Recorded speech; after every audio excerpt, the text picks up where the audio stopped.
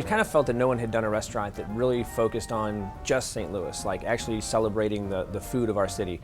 So that was an interesting thing, because then I started digging into history, the history of the city, and what I found was there are some dishes that we're known for, but there's also a lot of restaurants, things like the famous bar French Onion Soup and the Prosperity Sandwich at the Mayfair Hotel. And so it wasn't just about St. Louis food, but it was about other chefs and other restaurants who had done great things previous to us coming in here. So rather than being a typical kind of starter salad entree thing, we ended up having a kind of an eclectic mix of like pieces where people can choose from various areas of the menu that they feel comfortable with. St. Louis loves pasta, so of course we had to have a pasta section. St. Louis is known for flatbread pizza, the very thin crust pizza, so we had a pizza section.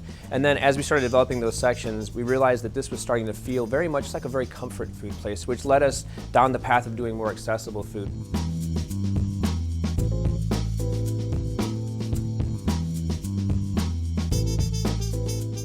If there's a dish that is well known by the city, we hope that we have the best one, or we have a new version of it that makes it interesting. If it's a dish that is kind of historic in nature, we want to bring it back and pay full respect.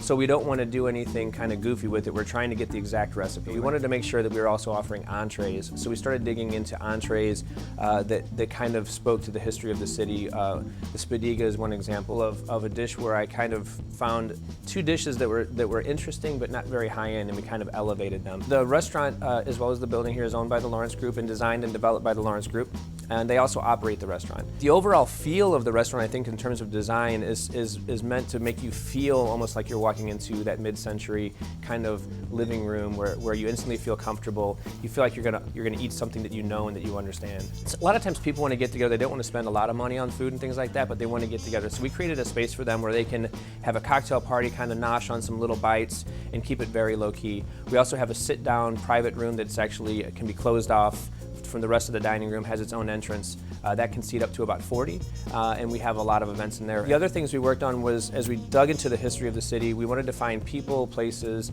and even events that are historic to the city. So we have artwork and visual cues throughout the restaurant of people. We wanted people to come in and feel like they're learning something about our city as well. Downtown St. Louis is definitely a business center.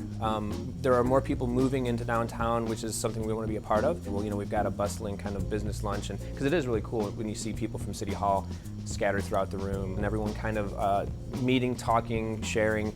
And then our happy hour, which happens around between 4 and 6:30 every day, we tend to get people who are kind of finishing up their day. They want to get one more meeting in. They kind of meet at the bar, socialize, and then of course we're tapping into now all the residents that are coming back into downtown, trying to give them a very comfortable place to stay and a place that they can feel like they can come every day.